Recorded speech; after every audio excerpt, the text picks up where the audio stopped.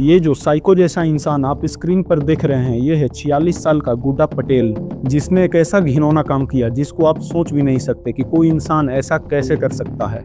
इस इंसान ने 16 साल के भारत विश्वकर्मा के सिर पर कई बार हथौड़े से वार करके मार डाला, और वो यही नहीं रुका। इसके बाद जो उसने किया उसको कोई इंसान नहीं बल्कि कोई हैवान ही कर सकता है। Welcome to trial table. चलिए इस केस का ट्रायल शुरू करते हैं। भारत विश्वकर्मा मध्य प्रदेश के दमोह जिले के अर्थखेड़ा गांव का रहने वाला था। परिवार सिंपल था।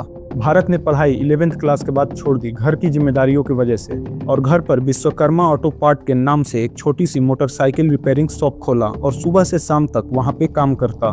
भारत की बड़ी बहन दीक्षा विश्वकर्मा की शादी हो गई थी और भारत उससे अक्सर मिलने जाया करता था, एक जिम्मेदार भाई के नाते। 5 मार्च 2026 होली के ठीक बाद उसने हर दिन की तरह सुबह दुकान खोली, दोपहर तक काम किया, फिर अपने एक चचेरे भाई के साथ बाइक पर बैठा और दीदी से मिलने जाने के लिए दीदी की गांव की तरफ निकल पड़ा। दोपहर करीब 1:30 बजे भारत समन्ना गांव में अपनी दीदी के घर के पास पहुंचा। भारत अभी बाइक से उतरने ही वाला था कि पीछे से गुड्डा पटेल आया, हाथ में लोहे की रॉड लेकर, और बिना किसी बात के उसने भारत के सिर पर वार कर दिया। भारत वहीं जमीन पर गिर गया। हमला इतना अचानक और खौफनाक था कि भारत का चचेरा भाई डर के मारे वहां से भाग गया और गांव वालों को मदद के लिए जोर जोर से बुलाने लगा। इस बीच गुड्डा अपने घर के अंदर गया और एक हथौड़ा लेकर वापस आया। फिर उसने बेहोश पड़े भारत के ऊपर बार बार वार किए और तब तक वार करता रहा जब तक भारत की नहीं हो गई।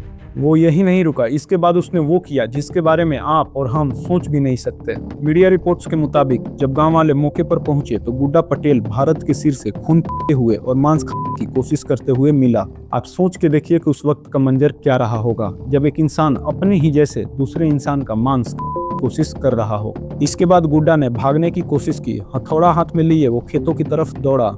गांव वालों ने उसका पीछा किया और उसे पकड़ने की कोशिश की, लेकिन वो गांव वालों की कंट्रोल से बाहर था। इसी बीच किसी ने पुलिस को खबर कर दी। फिर पुलिस आई और लगभग 1 घंटे के बाद जब पुलिस ने खेतों को चारों तरफ से घेर लिया तब जाकर गुड्डा पटेल अरेस्ट किया गया। पर सवाल ये था कि गुड्डा पटेल ने ऐसा क्यों किया और भारत से उसकी दुश्मनी क्या थी। गुड्डा पटेल कोई अनजान नाम नहीं था। समन्ना गांव में पुलिस रिकॉर्ड्स के मुताबिक 2008 में गुड्डा ने अपनी ही पत्नी की गला काटकर हत्या कर दी थी। उस केस में उसे गिरफ्तार किया गया, दोषी पाया गया और उसे जेल हुई। वो तब से जेल में ही था और जनवरी 2026 में रिहा हुआ। रिहाई के बाद वो अपने गांव समन्ना आया और अपने बेटे के साथ रहने लगा। उसके बेटे की शादी 19 फरवरी 2026 में ही हुई थी। इस घटना से मात्र 15 दिन पहले पड़ोसी बताते हैं कि गुड्डा जेल से लौटने के बाद अजीब और मेंटली अनस्टेबल हो गया था। वो गांव में इधर उधर घूमते रहता था, लोग उससे दूर रहते थे और अपने बच्चों को भी उसके पास नहीं जाने देते थे।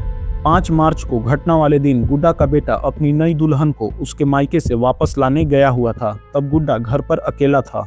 आप समझ सकते हैं कि एक मेंटली अनस्टेबल इंसान और भी खतरनाक हो जाता है जब वो अकेला होता है, क्योंकि उसे कोई देखने वाला नहीं होता है। और हम जैसा कहते हैं कि खाली दिमाग शैतान का।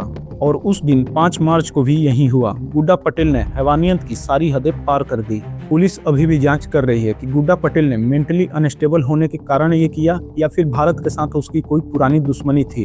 अब तक की जांच में कोई ठोस सबूत नहीं मिला है कि गुड्डा ने ऐसा क्यों किया, और गुड्डा पटेल फिलहाल पुलिस कस्टडी में है और उससे लगातार पूछताछ की जा रही है। भारत विश्वकर्मा की हत्या के बाद पुलिस ने BNS भारतीय न्याय संहिता के तहत मर्डर केस दर्ज किया है। BNS हमारे नए क्रिमिनल लॉ का हिस्सा है जिसने IPC इंडियन पिनल कोड की जगह ली है। मजिस्ट्रेट के आदेश के बाद गुड्डा का मेडिकल और साइकेट्रिक एवेल्युएशन शुरू हुआ है। कोर्ट में यह तय होना है कि वो मानसिक रूप से ट्रायल के लिए फिट है या नहीं। वहीं भारत के परिवार वालों ने कहा कि उनके बेटे की कोई गलती नहीं थी, वो बस अपनी बहन से मिलने गया था। उन्होंने कहा कि दोषी को कड़ी से कड़ी सजा मिलनी चाहिए।